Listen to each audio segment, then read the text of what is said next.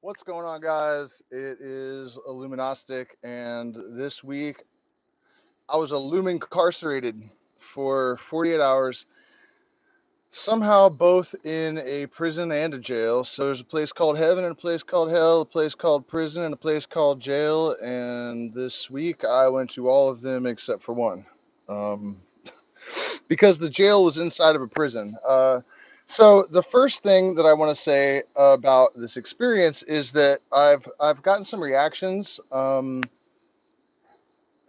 People kind of took it like, it was a negative reflection on Ecuador, and actually probably the main takeaway for me from this experience is that I appreciate Ecuadorian people and have a lot of I'm really impressed with the Ecuadorian justice system, the cops here, and it really just highlighted how toxic and just generally fucked up the culture in the United States is. Some of the things, if you live in the United States, some of the things I'm going to tell you about how this all transpired will absolutely blow your mind. um, the people here are decent. The cops are decent. The judges are decent. In the United States, you you have a situation where the police are trying to arrest you if they can, not necessarily if they should, just if they can. And then they try to hit you with as many charges as possible. And then the prosecutor is trying to figure out if they can get a conviction, but not necessarily whether or not you're guilty. It's just whether or not they can convict you. And I know this is a generalization, and there are places in the United States that aren't so bad like this. But in general, look at Kamala Harris's record. I mean, she got in a lot of trouble on numerous occasions for keeping people that were innocent in jail, um, even though it was totally obvious that they were innocent. The worst case being a guy that was actually on death row. So she knew he was innocent, and she was still trying to kill him, basically on death row. And this is not really a reflection on Kamala Harris exactly. This is how prosecutors are trained in the United States. So, um, so I was arrested for like the stupidest, most improbable thing that you could possibly imagine. Um, I managed to break a flat screen TV with a plastic mayonnaise bottle. I'm old, and I've never owned a flat screen television. I've never owned a television. I don't watch TV. I didn't grow up watching TV, but the last, interaction that I ever had with a television, you could definitely throw a plastic mayonnaise bottle at the television and not break the screen. I feel like this shouldn't have even been possible. Um, Also, here in Ecuador, in Misawai, in the town, I could maliciously throw a rock in any direction almost, except for this one 2 foot area where there was an $800 flat screen TV and not do more than $10 worth of damage, right? Like everything is cheap to replace, labor is cheap, I mean, except for maybe a car or something. Like, it's just incredible that this managed to happen. And it was totally just a fluke accident. I mean, yeah. So let's see, where should I begin the tale? I was on my way home to go catch a taxi, a boat taxi, which is how we get home here. And I stopped into a restaurant, not to eat, but because I saw someone there that I needed to have an exchange with. And there were some local Quechua guys kind of, like half joking. They were a little bit drunk, saying, gringo, go home. And so I grabbed the mayonnaise bottle, and I was gonna make like a whipping gesture, like I was gonna throw it at them jokingly, but it was covered in mayonnaise, like it had a coating of mayonnaise on the outside, so it just slipped right out of my hand and smashed the TV, which absolutely blew my mind. Um, So you would think that she wouldn't get arrested for that, but I think that there were some witnesses and maybe the owners of the business felt like if I didn't get arrested, that they might not get compensated. And I'm sure they were panicked. People don't make a lot of money here. It was a really expensive television. Um, so just there was definitely some embellishment that went on. Luckily, because the judge noticed that and helped me to get the charges dropped, and my detention was actually declared illegal. And so we'll get to that. I mean, the fairness of the judge and their commitment to actually respecting your rights. It's like the way the U.S. is supposed to be. You know what I mean? That's the perception of the legal. You have rights in America, and Americans used to be so. I shouldn't say Americans because they're Americans here too, but in North America, in the United States, people used to be super proud of the fact that they had rights. The justice system was considered really fair, and my experience is that it's absolutely not true. Yeah, I'm okay, Nick, except for amoebic dysentery. And don't get me wrong, it was like the worst 48 hours of my entire life because I'm in this jail inside of a prison. So there's like, um, well, let's keep going. I don't want to get ahead of myself here. So there's huge respect for your rights and legal process. And they took care of things right away. Like you're before a judge within, it wasn't even 30 hours or something. Uh, Cops treat you like, a human being. They were super respectful and nice. I mean, it's hard to even explain. Like coming from the United States, where cops are usually just really nasty and condescending and just horrible. And I'll tell you, I've seen a lot of things here prior to this incident that just blew my mind. You would never see in the United States. For example, one time I saw a male and a female cop walking down the street holding hands, like out in broad daylight. Apparently, it's not a problem. Like they were cops walking down the street holding hands. Um, Absolutely incredible. Uh, Even you can run from the police and not get handcuffed. Um, it's it really just drives home how insane the United States is, both the population and the police and the prison system. So, okay, so oh, and the jail guards, that they're just so much more respectful and nice. I did some time when I was in my early 20s. I was a little bit crazy, so this wasn't my first rodeo, um,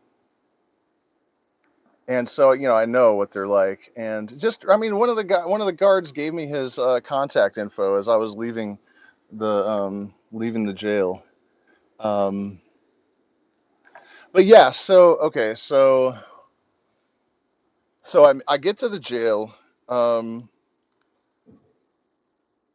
they so the jail is a prison on the outside, and then you go through the prison, and then there's like this back room that's just one room, and all of the jail inmates are just locked in this one room. There was maybe like 5 bunks and like 16 people.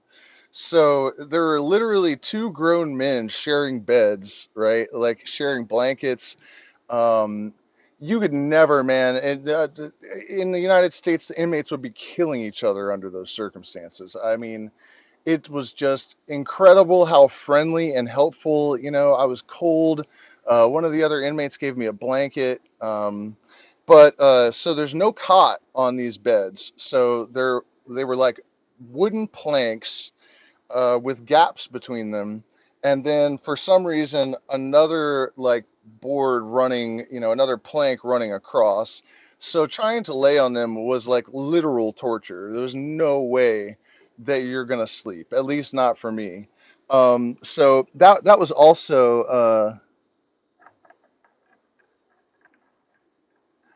yeah, you can talk to me in Spanish.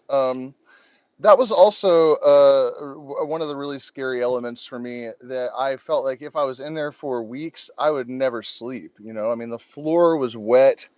But yeah, those beds, man, it was absolute torture. There were definitely mixed murderers. There was one guy that was doing 20 years for, I guess he stabbed and then shot the guy. But again, the decency of these people, man, that they were just so, it was pretty relaxed. I was a little bit nervous thinking like, okay, I'm the only white guy in this entire place. I was getting a lot of attention every time I went out to get a meal, like gringo, gringo, gringo, because that's what everyone called me. I was a little bit nervous about being the only white guy in there. Uh, but, they're just decent people in Ecuador, man. It's not like the United States. Like, everyone was getting along, like, sleeping in a cot together, sharing a bed and sharing a blanket, and nobody was, like, uptight about it, really. There was tons of contraband in there for sure. There was cocaine and weed, and I remember when they don't give you any utensils, right? There's no books, there's nothing to do. You have nothing. You're just in this box with no clock with a bunch of dudes, and there's the only time you ever leave, you don't go to the yard, nothing. You just go to get your food, which was literally like for breakfast. That just freaked me out because I thought all the meals would be this bad. It was like this brown, watery sort of chocolate, fake chocolate mix affair, and like one little piece of bread. That was it. And yeah, so the only time the inmates go outside is to run out to the get the food, which was out in the yard, and then take it back. You have no utensils, and so I noticed that everyone had these little pieces of plastic jugs they were using as spoons, which I immediately realized they all have something that can cut. Um, So that was a little bit unsettling to realize that everyone had something they could cut with in there. So where are we at with this? So the time goes by so slow. Like convicts will talk about how there's like, hard time is where it's this, exactly this. Like that cot, a wooden cot with no mat, bread and water, nothing to do. Nothing to do. I mean, the second day, I remember thinking that it was like 5 o'clock in the afternoon, and I asked someone, and they're like, "Oh, it's 10 a.m."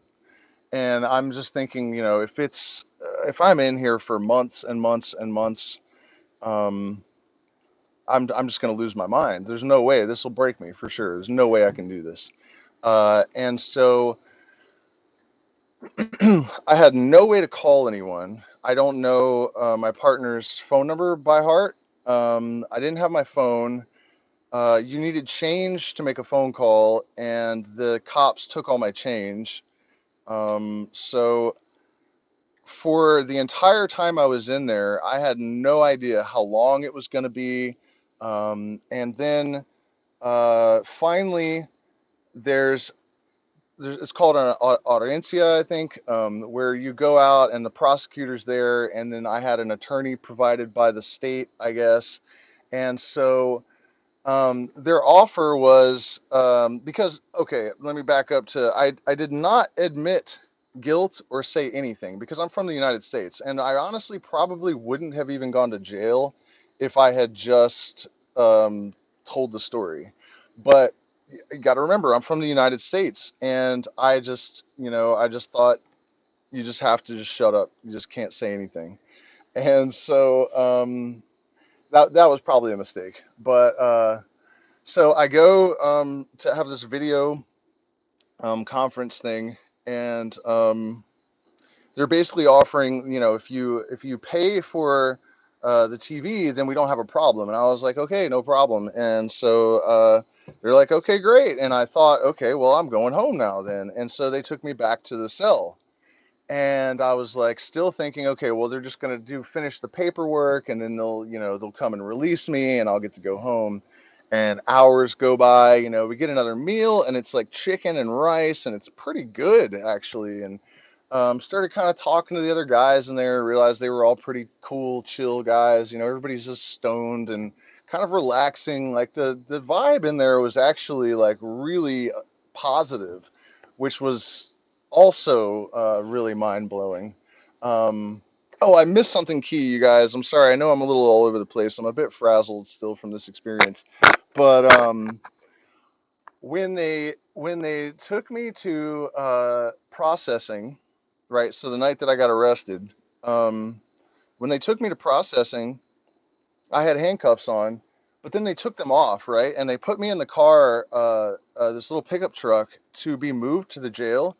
I don't have handcuffs on. There's nothing separating me from the cops. I could grab a gun off of them, I could choke them. So, standard, just because people are not psychos down here. I mean, can you imagine cops being comfortable leaving someone they're transporting to jail uncuffed with access to their weapons and their necks and heads and everything else behind them, right? I mean, I just think this really says a lot about how um, yeah, I know. I think in certain parts of Ecuador, Jose, there it's probably different. If I was in like what is that really? It used to be on the list of the 10 most dangerous cities in the world, Guayaquil. Probably it would have been different. But still, anywhere in the world to just have cops transport you unhandcuffed with nothing dividing you, and they're not even worried about it, because people just aren't, you know, people. It's just not the United States. Uh, Yeah, and the way that they treat you, I mean, they almost talk to you like it's not okay. So in the United States, you have like this, they're police and you're a civilian. And so there's this huge divide. Like you're like a lower life form or something, basically. And here it's more like it's just a person that happens to be a cop. Like they don't condescend you or, I mean, I'm sure there are bad apples, but all of my interactions, including under those circumstances with Ecuadorian police, we're totally just, you don't feel condescended or disrespected or like you're a lower life form, or threatened even at all. It's just, it really, you guys, and being around the prisoners in there and seeing their basic decency. I mean, they were really genuinely helpful and like bringing me things. In the United States, they say, don't take anything from the convicts because they're going to want something later. And I'm the white guy. I'm thinking they're going to single me out and probably, maybe try to take advantage of me, absolutely nothing like that. Everyone was like supportive and helpful. And I mean, it was really just, I was thankful for the experience in the end, I think, because it really highlighted the fact that my family is so much better off here in Ecuador, um, than they would be in the United States in most places. It just really, really made me appreciate them.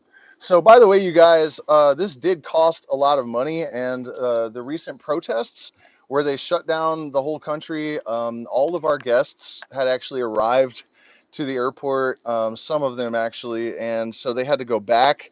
And then we had cancellations because people were nervous about the protests. So, we really could use your support right now.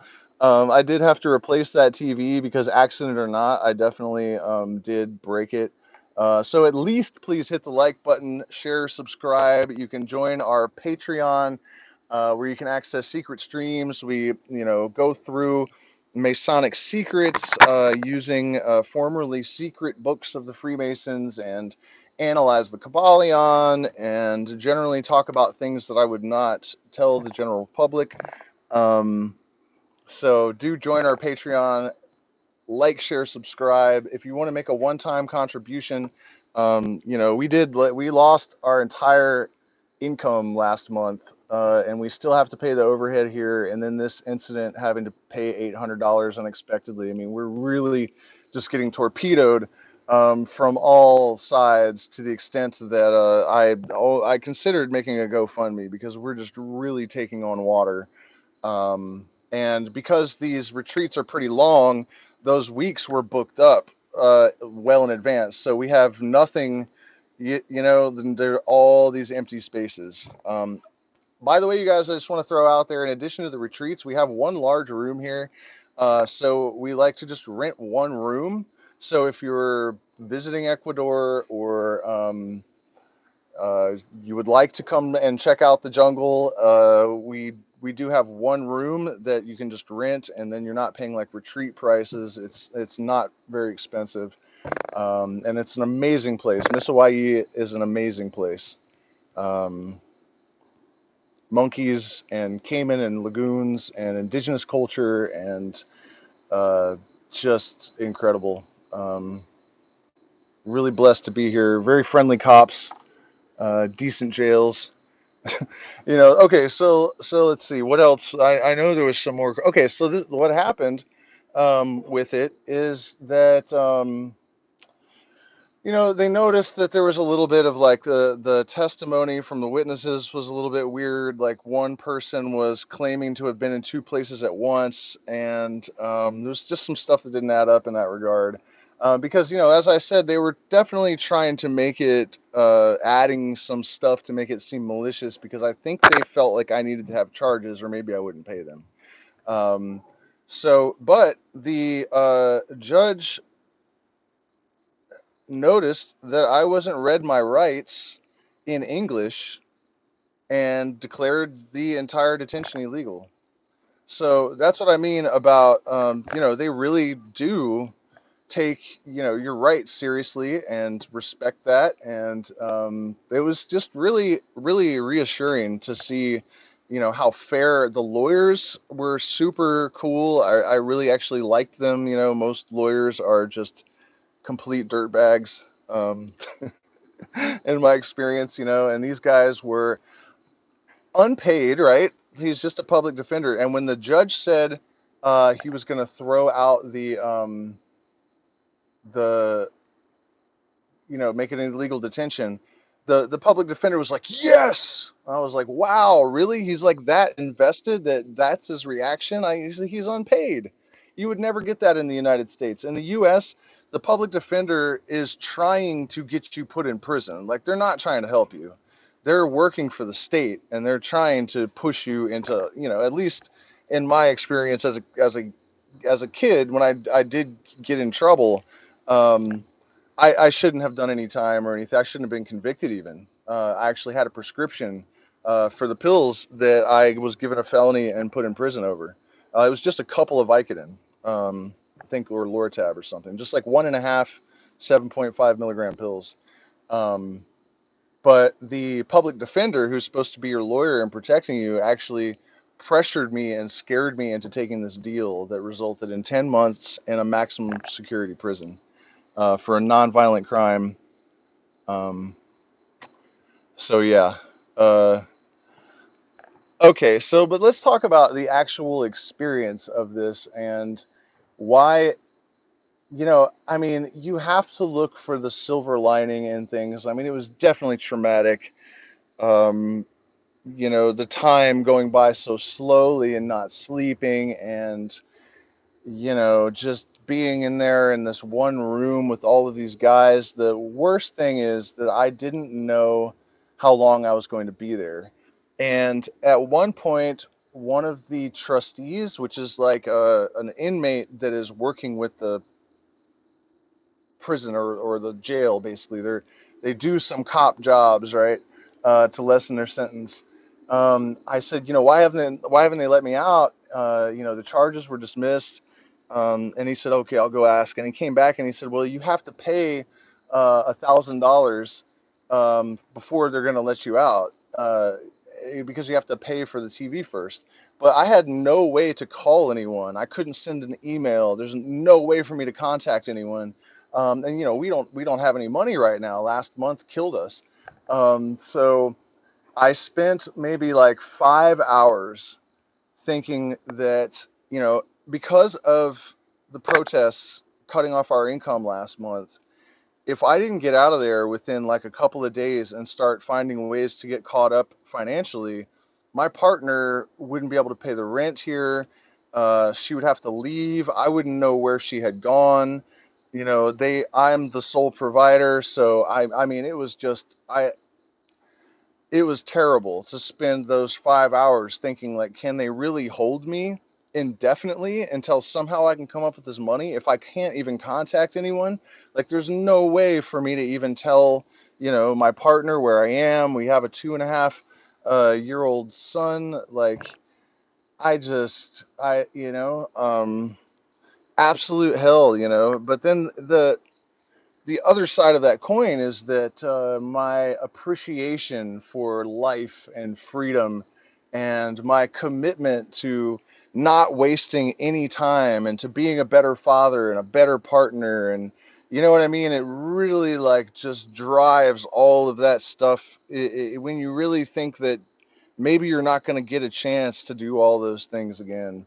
And not knowing how long I was going to be separated from my family was really, um, it's unspeakably bad, So it turned out that was a misunderstanding, and it doesn't matter anyways, because my detention was declared illegal. So that put me in a position where um, I did not legally even have to replace the television. The lawyer told me, so you're just totally done, clear of this. You don't need to worry about it anymore. You're not even legally obligated to pay for the TV. Um, so I just walked right out of there, and it was raining and cold, and it was like 8 o'clock at night, and I was just gonna walk it's an hour and a half drive. So I was gonna just walk, hitchhike, which I don't know how safe that is. But yeah, so I ended up realizing I could just take a taxi and then go in the house and get the and go out and pay the taxi, because I was thinking I have not a dime in my pocket, so I'm just gonna have to walk and hitchhike in the dark. Yeah, so I mean, that's really the long and short of it, I mean, it was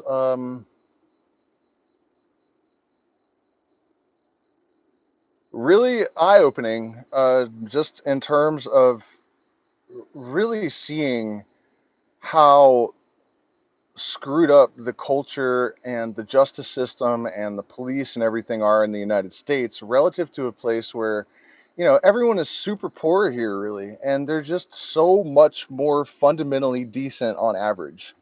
You know what I mean? Like, nice, and it's genuine. Like, it's not just social lubrication. Like, when people are being nice to you, they generally actually are being nice to you.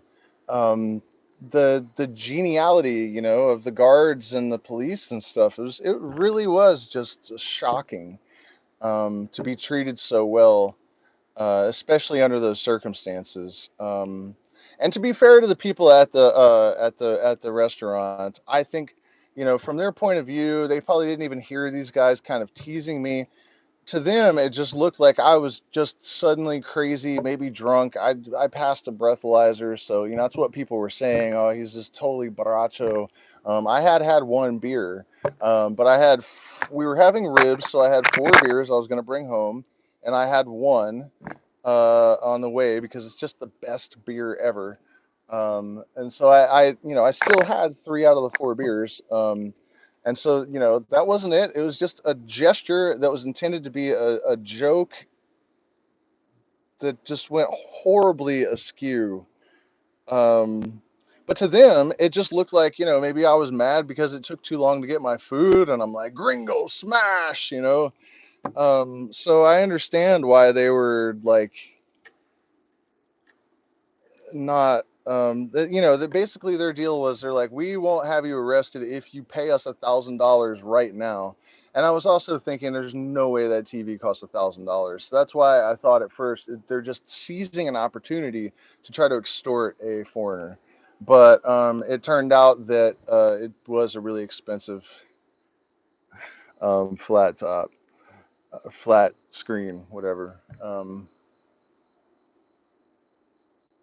So yeah, I mean, that's basically it, you guys. I mean, the torture of the whole experience, the hours and hours and hours of not knowing how long I was going to get out and when I was going to see my family again, and whether our lives were completely destroyed over this just like ridiculous accident. That was grueling. But it really has just inspired me to just work harder and love harder, and just really remain focused at all times, because it's so easy to literally, in this case, to slip.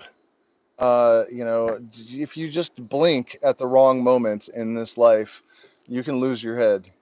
And this situation really could have turned out so much worse than it did. Uh, and it actually, though, I should mention that it's a good thing I didn't say anything, because the prosecutor, I think, wanted to keep me in there for a while, um, which was a scary thing to hear him saying. He was trying to naturalize my um, sentence, basically, because a foreigner has to be released in so many hours or whatever, unless they naturalize it, I guess. And so he was talking about doing that, and then the judge just said, there's this doesn't make any sense, and he wasn't read his rights, so you're free to go. It's difficult to even talk about this. It really is. So, I want to thank all of you guys out there that have supported us over the years. And our first guest came and has gone. He was a great guy. He said that he got more out of the experience than he ever would have imagined. So that's really good to hear. Um, and so I've got some downtime because the guests that we were going to have were not able to come because of the protests. So I'm really going to jump back into making content. You guys, if you're subscribers, please do hit the like button, share, subscribe, support us on Patreon to access our secret streams. Like I said, we really could not afford to miss a month of income and then suddenly have to pay for this TV. So if you've ever considered supporting the channel, this is a great time. There are PayPal, Zelle, and cryptocurrency addresses in the description and in the chat that you can support us. We also have a store, an online store where I have a few t-shirt designs that are amazing. I think I've sold 0 so far. I haven't been promoting it or anything, but I think there's some really good designs with really important messages in there. The next live stream I'm going to do, I really encourage you guys to watch it. I think it's really important. In 2019, I think I made a video called The Eye of Horus, and it's basically, um, it predicted COVID.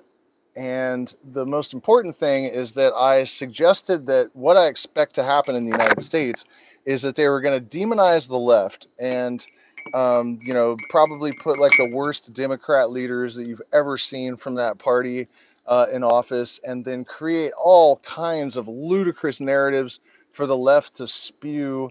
And then there would be a mass migration from the Democratic Party into the Republican Party, and the Republicans are going, yay, success.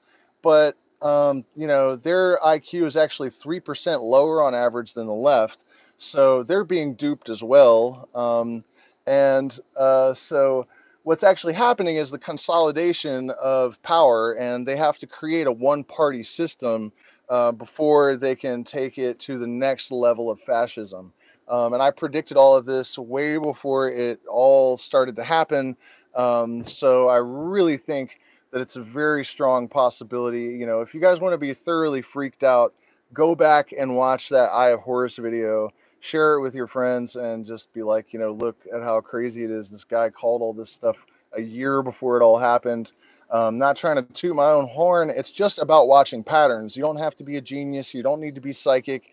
Your mind actually does this stuff on its own. It just, it analyzes patterns, and then it can extend those patterns out into the future. And that is how we get accurate precognitions.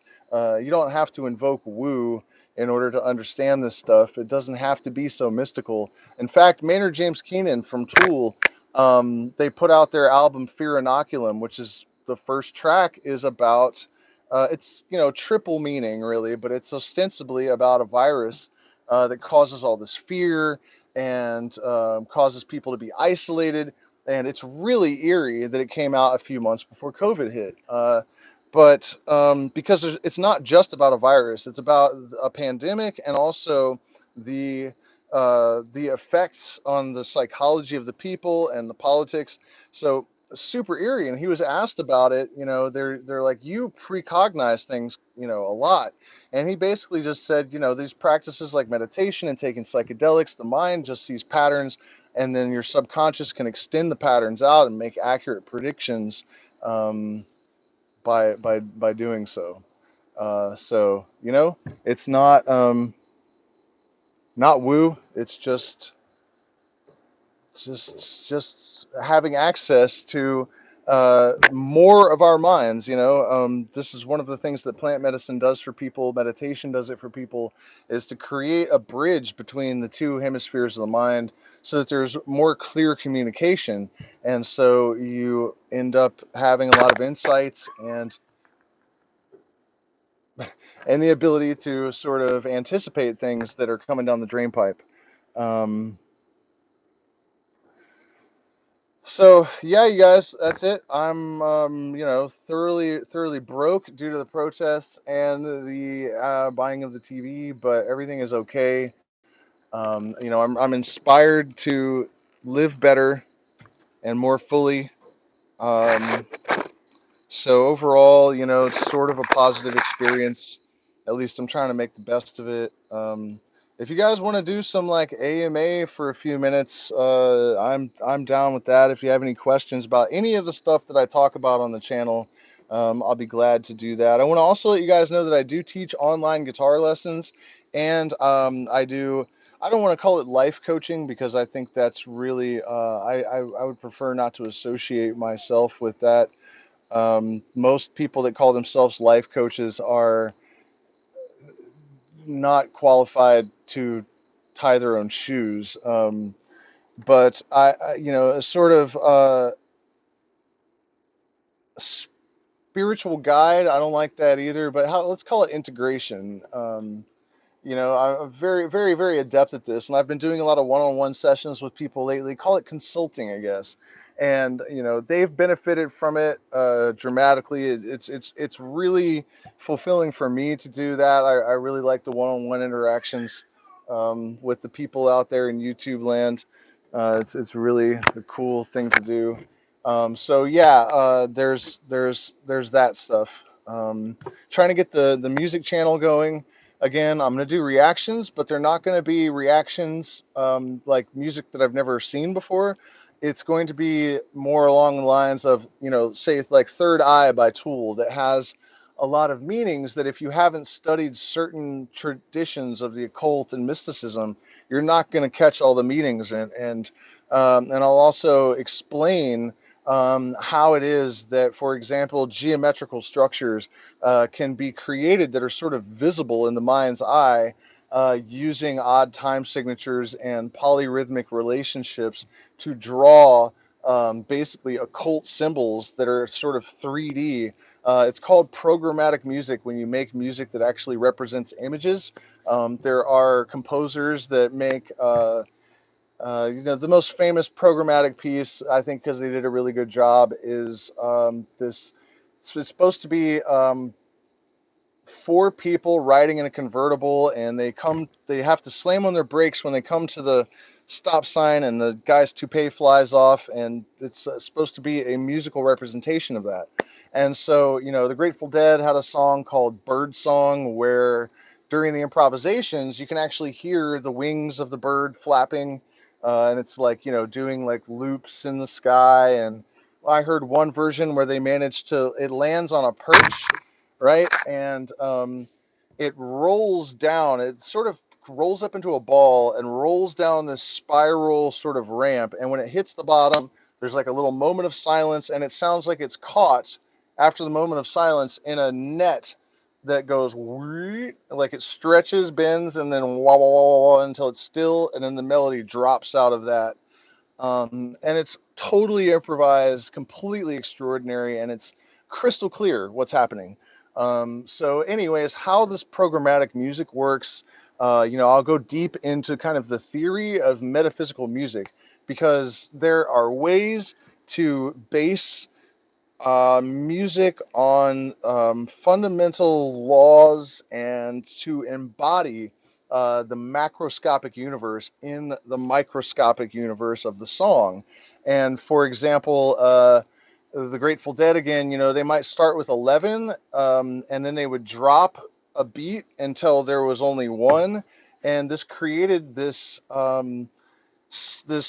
sort of like compressing all of the energy into in the universe into a single spot, and then it explodes once it reaches this maximum point of compression. And there's actually a theory that's gaining ground in physics now called quantum loop theory that describes exactly that, that the universe, while it's producing more and more and more and more and more connections and potentials, basically information, once it has exhausted all of the possibilities that can be created without violating any of the laws of creation, the light basically consumes the structure of itself. The matter eats itself, and it collapses back into the singularity. And once it reaches that infinitesimally small, compact, you know, that singularity before the Big Bang, where everything was just this tiny, almost nothing, there's a point where that pushes back, and that's what the Big Bang was. But according to this theory, it's a cycle of them. And so the trick that the Grateful Dead was doing, that's kind of always what I thought it was. It's mimicking this process. Another great example of that is the Fibonacci sequence being used in a Tool song. Lateralis is the name of it. So, you know, you're incorporating the same mathematical structures that underlie the universe in order to imbue this music with this power. And, you know, people in their sort of ignorance attribute this to a lot of people, occult, you know, summoning evil forces and imbuing the music with it to give it this weird power. And there may be some of that, but really what they're doing is much more sophisticated than that, and much more innocent, and it requires, you know, a lot more tedious work. You actually have to conceive of these things and then find ways to you know, imbue these structures. In fact, the lateralis, it's not just in the rhythms. So wherever the vocals come in is exactly like 2.14 or something, like a golden mean number, or you know what I mean? Like every single aspect of how this music works incorporates these numbers. Another good example is the song Schism by Tool. It has 33 time signature changes and 13 different time signatures. And so also the sequence of the time signatures also has significance. In terms of like numerology and functional numerology, like numbers that actually do stuff, not just like, you know, superstition about numbers, functional numerology. Um, so, yeah, I mean, we've gone way off the subject of being IllumiGncarcerated. Um, but man, there are better things to talk about. I mean, yeah, you guys you don't ever want to experience that, man. I mean, it's cool that everybody's so decent in the jails and that the cops are nice to you and that the judges and lawyers actually care about your rights. That's great, but you still don't want to go through it, man. Especially those hours that I spent not knowing how long I was going to be in there. And, you know, it just because we're already dangling by a thread, it would be so easy for us to just lose um, to everything. And not being able to communicate with my partner indefinitely, it was just horrific. And then the next day after I got home, I realized it's the Etsy link in the description. Um, Here, I could probably actually get it and put it in the chat even.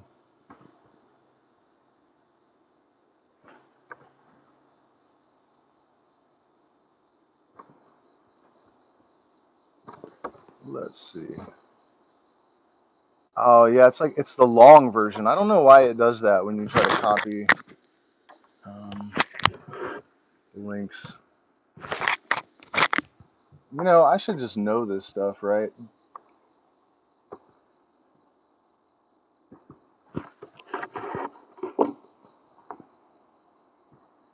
There we go. Let's do it like that.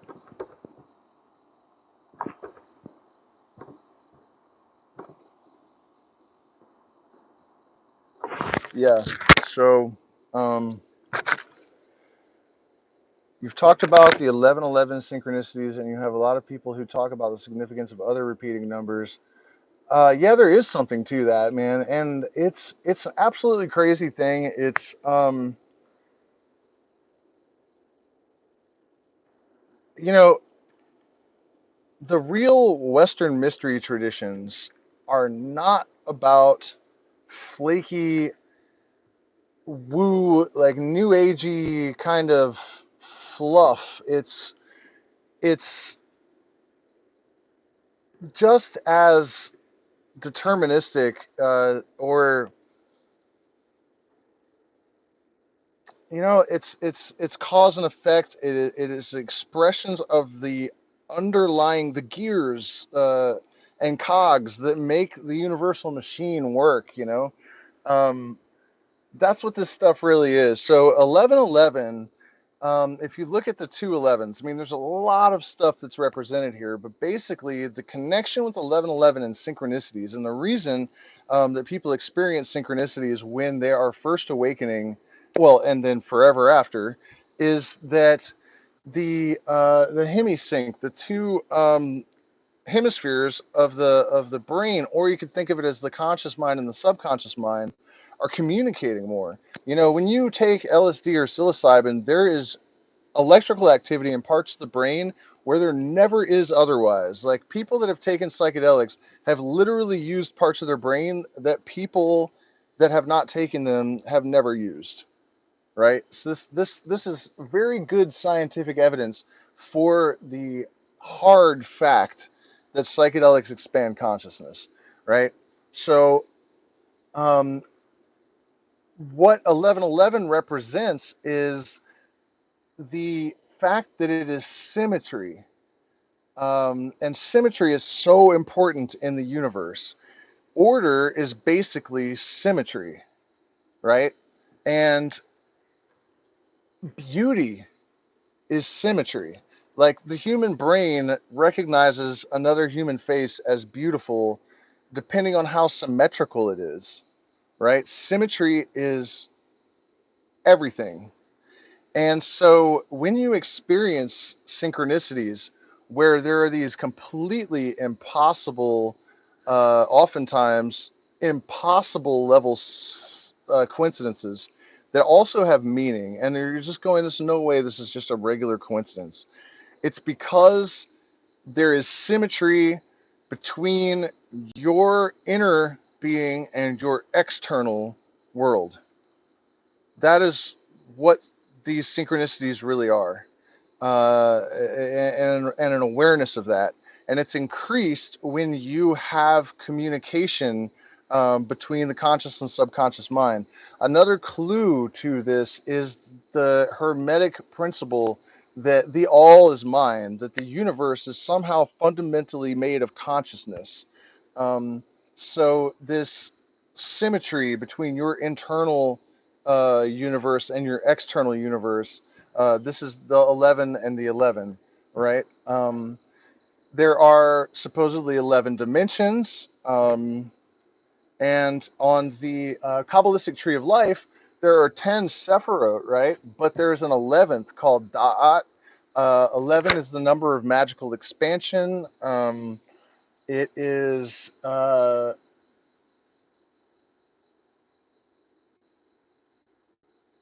there's a lot to 11, but okay, so the other strings of numbers, 111 in particular has been really significant for me for a long time, and it is the number of love and unity and truth.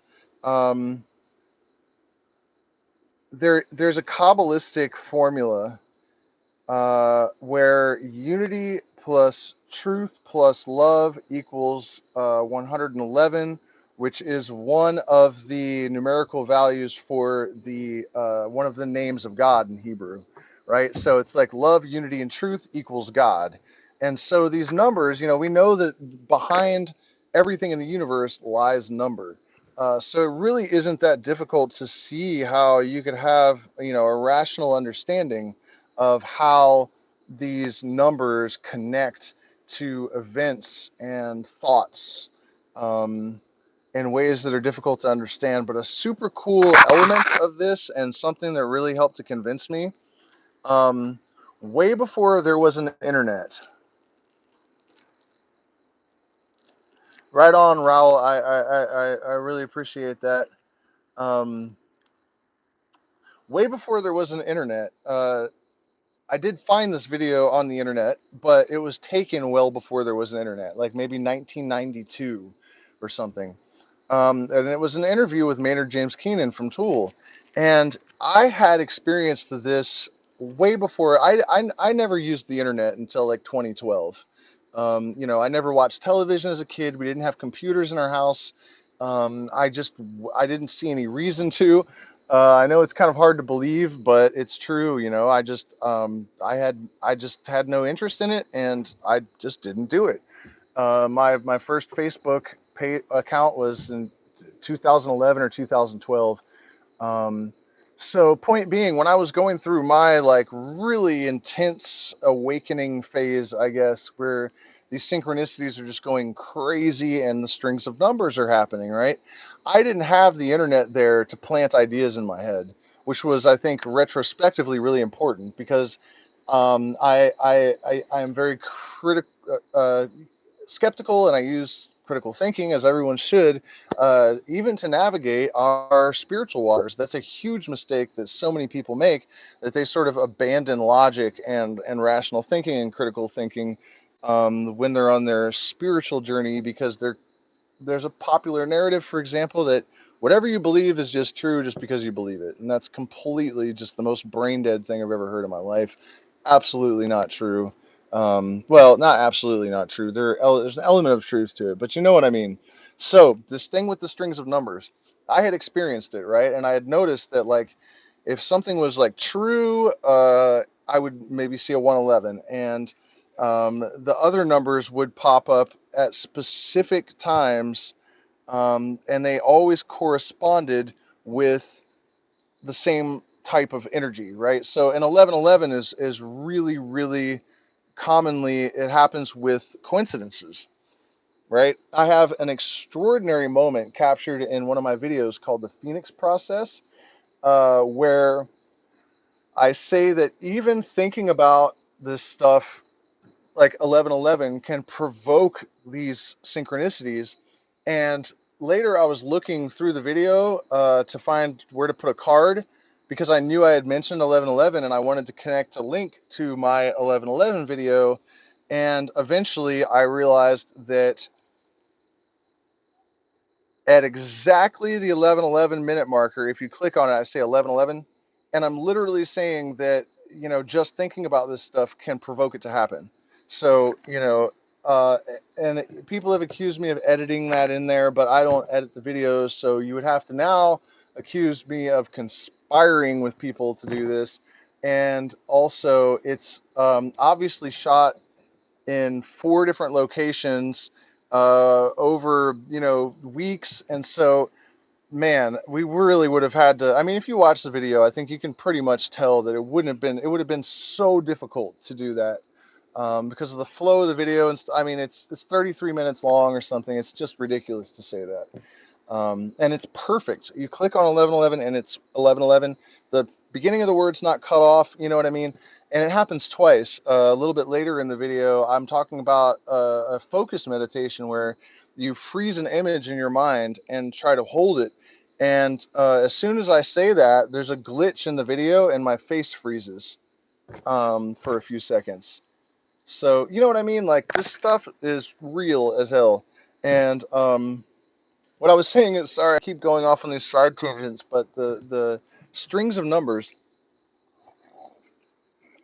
I had definitely noticed that during my process. And so years after my first awareness of that phenomenon, I found an old interview with Maynard James Keenan. What's going on? Did I lose the internet? No.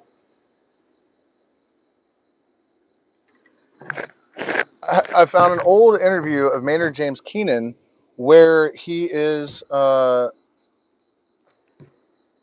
I fixed it, obviously, where he's talking to an interviewer and he says, you know, when people's college kids or whoever start eating mushrooms, they'll notice like one of the first things that happens when their third eye starts to open is that they'll notice that these numbers correspond with certain internal dialogues and feelings. And I was like, wow, because, you know, Maynard is someone who was ahead of the herd, obviously, with the whole you know, psychedelics and consciousness and the cult and all that stuff. They were, you know, way ahead of the majority of the human race.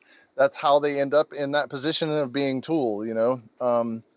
So the fact that I had had this experience without input from the internet, and Maynard James Keenan was talking about this before it was possible that he had seen it on the internet, meant that, you know, either we both had the same psychological condition where you believe that meaningless coincidence, there is a name for it, where you believe that strings of numbers have meaning even though they don't, um, according to, you know, modern medical science. But you know what I mean? The fact that Maynard James Keenan and I had had the same experience without being influenced by the fact that this idea is out there on the internet really says a lot, I think, in terms of confirming that it has some substance.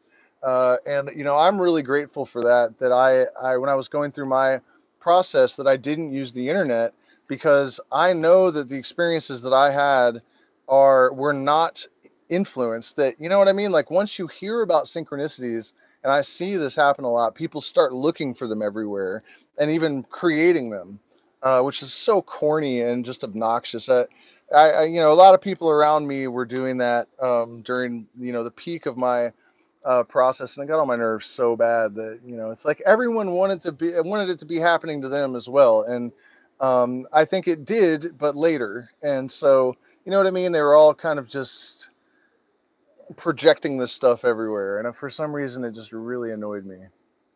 Um, but yeah, that's a huge thing. In fact, in the mystery schools like the Hermetic Order of the Golden Dawn that I took initiation in many years ago, there one of the reasons for secrets, and in Freemasonry as well, is that you might perform certain ritual work, for example, that is designed to um, basically open up perceptual pathways in the brain that have been closed due to cultural conditioning, right? So, for example, in the lesser banishing ritual of the pentagram, by the way, in our retreats down here, you guys, I do teach all of this stuff about Hermetic ritual magic, along with the plant medicine stuff. So if you're into that, you can come here and I will tell you everything I know. Um, but there is a certain part of the ritual where so you invoke archangels. And when you get to Oriel, um,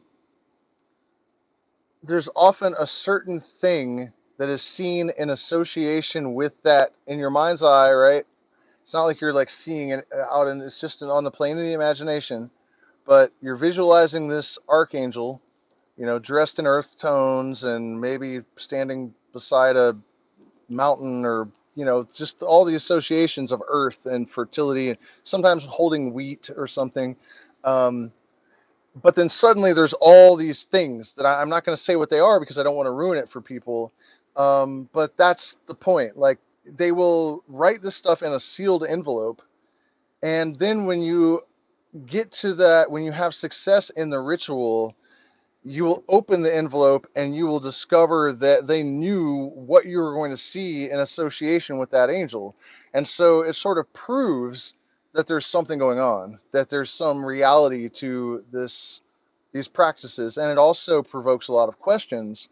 why would you see suddenly all of these things that have no obvious connection with this ain't like why does everyone after doing this ritual for long enough see that in their mind's eye, the specific thing? But so the initiate is protected from having their these ideas planted in their head before they experience them. And so that's actually, in my opinion, a huge negative with the internet, that once ideas are introduced in your mind, it's more difficult to determine whether you had a genuine experience or if you're just projecting. If you're really good at being objective about your own subjectivity, it's really important that you haven't been influenced. So, as I was saying, I'm really grateful that I had these experiences before I started using the internet so that I knew that they weren't just in my mind. Um, Talk about frozen screens. Oh, wow. Yeah, I did. I was talking about frozen screens and it happened again, didn't it? See? See? See? I told you guys, man. I didn't thank you for pointing that out. It totally was lost on me that I had just mentioned that I mentioned a frozen screen and my screen froze and it happened again. Um, that's That's pretty cool. I mean, I don't know what to say. It's just a thing. The universe. What I've taken away from all my years of plant medicine and occult ritual work, and just constantly having an awareness of this stuff, is that the universe is. I'm not gonna say conscious. Not that I don't think that it is, but it certainly has a capacity to interact with us in ways that are remarkable and unexpected and even miraculous. I would say that not only do miracles happen, the universe is almost made of miracles. Miracles are actually extremely abundant. Your existence is a miracle. When someone tells you that something is impossible, point out that we are already living in the impossible. And so, since the impossible has already happened, impossible definitely only means that something is possible. Um, it's a fact that the universe and the human body, even the complexity of the human eyeball, is, for all intents and purposes, to have emerged from random chaos is impossible. And yet, according to science, that's what happened. The impossible happened. Um, and even if you say it didn't happen randomly, that there's some kind of intelligence, as I believe, inextricably intertwined into the fundamental fabric of the thing, that the universe, I don't really believe in God necessarily, but I do believe that the universe is somehow intelligent. That Darwin said that the human eye, the complexity of the human eye, was too much for his idea of random mutations to actually explain. That even confronted with just the human eyeball, Darwinian evolution kind of falls apart. Um, and, the competing theory actually for evolution was Lamarck's. I guess it would be Lamarckian or Lamarckism. I'm not really sure. But Lamarck basically was saying that they weren't random mutations, that nature was responding. Um, and I think that it's not necessarily that science really just proved it, or I think they just didn't like the suggestion that the universe was conscious and responding to itself, because that's what Lamarck was implying. To me, it's just the most obvious thing, and it's so crazy to try to imagine actually believing that random mutations and random developments put my eyes in the front of my head instead of the inside of my butthole or something. You know, why don't I have taste buds on the bottom of my feet? You know, if these are all random mutations. I mean, I get it that the advantageous stuff keeps the organisms alive that have the adaptations, but you know, what about all these random mutations that should be happening that have nothing to do with survival? You don't really see that, and people don't really ask, like, if it's truly just a bunch of random blind nature, how in the hell? I can't imagine believing that that there isn't some kind of intelligence, at least, um, woven into the fabric of the universe.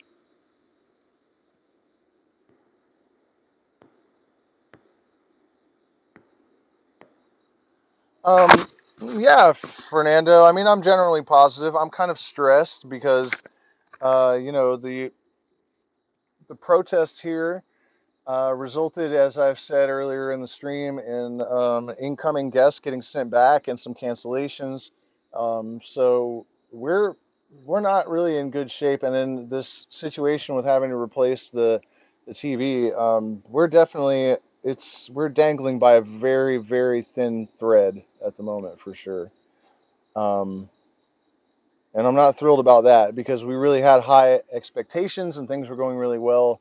So it's really a sort of unwelcome surprise to sort of have all this turbulence, kind of very threatening turbulence. So, but you know, the reason that I am positive is that you know, being well, I appreciate that, Fernando, man. You've been a great supporter and a great friend from all the distance in Cuba. I know you don't have a lot there, so it's very meaningful. So those of you that are still out there, you can hit the like button, share, subscribe, support us on Patreon. I know I make these pitches a lot, but we're demonetized.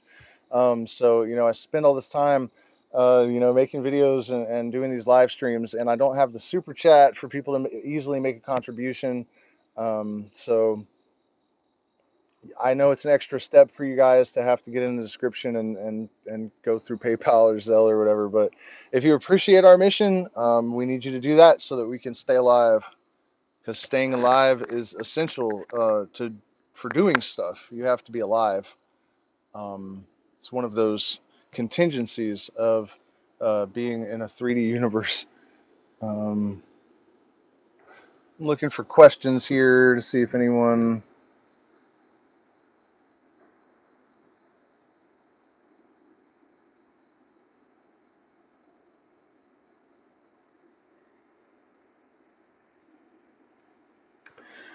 Yeah, so AMA continuing. I mean, if you guys want to know anything else that I can help you with, I'm definitely willing to try. Uh, Again, you guys, you know, I mean, when something terrible happens, you just have to take the positive from it. And I, I do, you know, as Fernando was saying, he says I look shining. I still have amoebic dysentery, so I don't exactly feel well. Oh, the screen's frozen. The phone is gonna die. I guess maybe I'll just keep going. It does. But yeah, I still have amoebic dysentery, so you know I've been a little bit scrambled tonight. I know, rambling a little bit.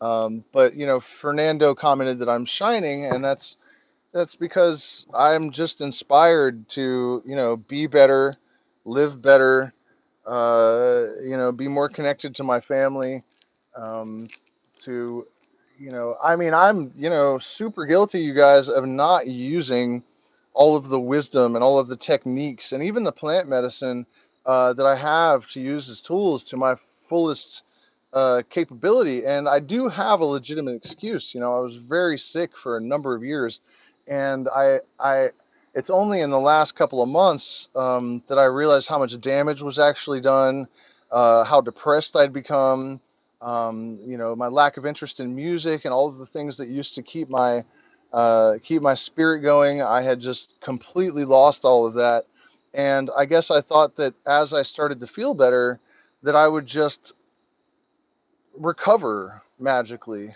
and that's not true. You know, I have to rebuild my habits. I have to recondition my brain. I have to, get things moving again, and reconnect with all of these practices that I used to use. So, it wasn't really until our first guest came out and I kind of realized that, to be fair, I did want 2 more weeks, and he actually just booked a plane ticket and didn't talk to me about a specific date, and I didn't object. And I really should have, because I could have used those 2 weeks to drink some medicine on my own and to get prepared. So that was a huge. I had to get going before I was ready, and that didn't help us. Um, but it did help me realize that I hadn't come as far as I thought, and that, I still, I have to use all of these tools that I promote in these videos and that I've learned over the years to absolutely maximize my potential in every single waking moment. That every breath must be constrained to that higher purpose. Every thought, every deed, excuse me, that is how I used to live. Like, I was 100% focused on my mission in life at all times, from the moment I woke up until the moment I went to bed. And I would work and work and work and work and work and work, so I would only sleep maybe 6 hours.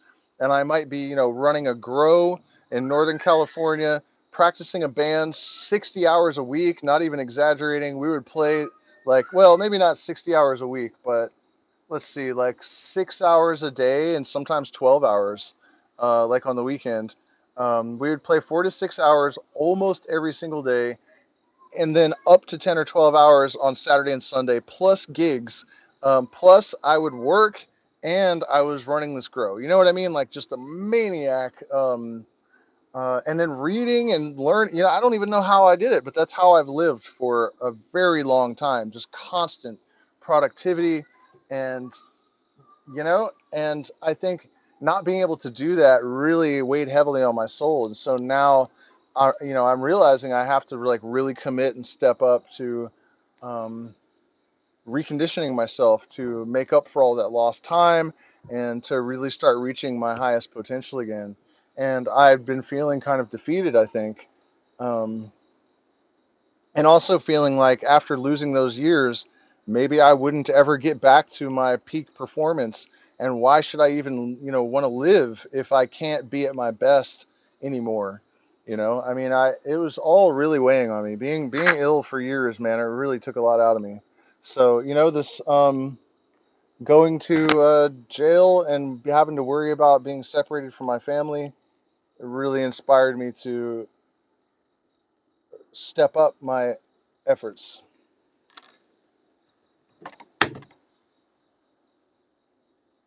Huh. Oh, the phone didn't die. The light just went off. All right, so I guess we still have a few more minutes. It's going to be dark and scary.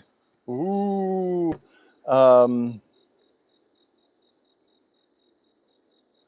what do I think DMT entities are? That is, I've made videos on that. You can find them and maybe send it to I don't know what they are. No one knows what they are, but I do have ideas about what they could be. They could be just manifestations of our minds. I kind of doubt that. I mean, I have been given accurate information that no human could know, including information about another star system that was confirmed 10 days after I received it. It was actually discovered to be true, right? So, I mean, really, really incredible stuff that just seems like the probability that I just got a lucky guess. Made a lucky guess about very specific. Okay, also, this information about this star system, this planet, actually, I guess, uh, involved would it be astrophysics? I guess, I don't know, like how.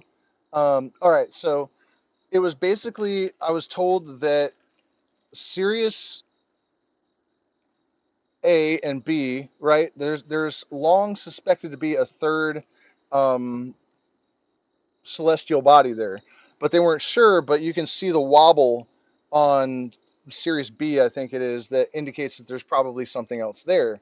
And so this DMT entity was like, yeah, there is something else there, and it's a gas giant that didn't become a red dwarf because of the influence of the two stars on it. And then when this was confirmed, that information about how the influence, I guess, gravitational of these two stars stopped this planet from kept it, kept it in the form of a gas giant.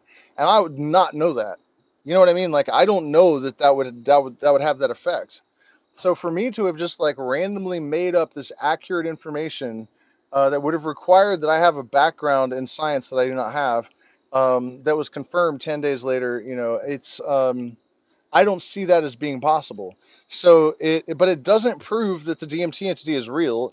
It just proves that there's something like a universal mind and that we can access information by non-ordinary means. Um, the jury's still out. I I also feel like some of the experiences I've had, like I drank ayahuasca one time with this shaman, and he was singing, and I was watching, and so, but I had my eyes closed. I think it doesn't matter because you can see them either way. But there were like these little things at the bottom of my, you know, range of my eyesight, and I didn't look at them for a while, and then I kind of glanced down to see what they were, and there was like this little group of entities that were like, they would look at each other when he did something really strange with his voice, and like, oh, and then they would look back, and they were just so sweet, and like you could tell they were like gentle, but it really sort of hit me that they were there in the peripheral of my vision for a while before I really looked at them to see what they are, and that kind of struck me as, I don't know. It just made me feel less like it's a hallucination. Um, but then I wonder if the DMT entities are real, what are they doing all the time? Like they're always doing the most random, crazy, nonsensical stuff. So are they just always doing that? Are they self-aware? Like what do they think they're doing? You know what I mean? Like what do they think of it when they're just folding dimensions up and pulling beings out of them or whatever. I mean, what the hell are they doing? What the fuck are they doing? What do they think they're doing? Another interesting aspect of it, though, is that I've literally, with my own eyes, seen at least one person encounter the self-transforming machine elves, describe them exactly as Terence McKenna did in his book, and they told her that they were doing what they were doing for the same exact reason that they told McKenna, and this was many, many years ago, and she had not read McKenna. So the fact that there are these consistencies. Okay, here's another one. Shane Mouse. You guys watch Tales from the Trip? You can find it on YouTube. This comedian, right? He has this purple girlfriend that he says it's like they've known each other for lifetimes and lifetimes and lifetimes, and so she gets jealous of like the real girls he's dating and stuff. And so at one time he told her, this is a DMT entity, that she needed to do something to prove that she wasn't in his head. So his friend came over that had never smoked DMT before, so he gave him some DMT, and after a few minutes, the guy goes, "Shane, there's this purple girl in here that wants me to say hello to you for her." So, I mean, when we have DMT entities communicating with people that they know through other people, that also seems like a very strong indication that they're actually real. Um, and then what are they, spirits? I mean, I hope it's occurred to me that maybe that's the afterlife. I definitely saw my mom once appear in the middle of a group of DMT entities that were dancing around me. So I hope it's not the afterlife because honestly, I've always found the aesthetic and the vibe of DMT. This might sound strange coming from a facilitator, but this isn't why I do it. Not only for the visions, right? But I find it very disconcerting somehow. Like, it's not like comfortable for me. I don't particularly I don't know how to, like, it's disconcerting. I don't know how to describe it, but it's not. like really pleasant for me to go into the DMT space and see these beings and stuff. You know, I find it weird, and I would hate to think that that's the afterlife, you know, but it's considered. I've considered that maybe they're the spirits of the dead, and that's what happens to us when we die. We go into this weird ass DMT realm, or maybe it's some kind of purgatory, or maybe there are just infinite dimensions, like M theory suggests, and that's one of them. Which I think that's probably the most likely thing, that it's just another program that consciousness is running. It's another format, and um, I, you know, whether they're there all the time when we're not looking, and they're still just in this weird dimension doing all of this weird shit for all of eternity. You know, I don't know. Um, But I do know that they can give you accurate information that you couldn't possibly know. And except for one occasion where they lied to me for a reason in order to teach me something, every bit of information that I have gotten from them has been true. That I would end up having a child with Enrica before there was any reason to believe we would be involved. I was told the name and the amount that a certain relative was going to send me via PayPal a few minutes before I received it. And I had not sent distress signals. I hadn't asked for anything. It was totally random. And the DMT entity said, by the way, you know, this person sent you this amount of money. Just want to let you know. And then vanished. And then my phone beeped, and it was true. Uh, you know, she will have your babies. The Enrica, that was completely absurd at the time. Um, a number of things like that, you know, super specific, totally accurate. So I think that, you know, as far as whether they're benign or not, I do think they're benign. A lot of people are suspicious of them and think that maybe the DMT entities are harmful somehow. Um, but I have never once had them tell me to do anything evil, to harm anyone or myself, or even to do anything stupid. They always seem to be trying to help, or just being completely weird and pointless, which is fine too. But you know, I've never had any kind of negative. I don't like them, really. You know what I mean? Like I wouldn't want to hang around a DMT jester for fun. It's just weird, you know. But I've never had them tell me to do anything bad, and I've never talked to anyone who has. So I think that's interesting that these experiences with these entities are almost entirely positive. There was actually a DMT entity study done recently, and nearly 100% of the people that encountered the DMT entities said that it was positive, a positive experience. So, yeah, guys, I have got to go, I guess, because my phone's about to die. I need to do my pitch one more time because we are been demolished over the last couple of months. Like, share, subscribe, support us on Patreon to access our secret screen streams and become an official member of the Illumignati. Or you can make a one-time contribution through PayPal, Zelle, or cryptocurrency. By the way, guys, the crypto market just turned green again. Super stoked to see that. I really, really hope that we can make something work with crypto, because we really need all the tools that we can possibly have at our disposal to chant down Babylon, because you know it's not good. The system that we have, they're threatening World War III. It seems almost inevitable at this point. We really need to empower each other. We need to find ways to empower ourselves. And crypto has a lot of potential. But you guys, if people keep selling every time there are new regulations, then it's not going to do us any good. I don't understand why people are doing that. If the point of it is to get out of under the power of these banks and governments, if you're going to allow what those banks and governments do to determine whether or not you hold crypto, then it doesn't serve the purpose that crypto needs to serve. So that's really the thing. You know, people have got to actually act like they mean it. And the real issue, I think, is a crisis of purpose, because most people are not trying to empower an alternative movement. They are just trying to get rich. And so using Bitcoin to make fiat for yourself when your concern and reason for buying the Bitcoin is to escape the fiat really makes no sense. And people just aren't that bright, I'm afraid.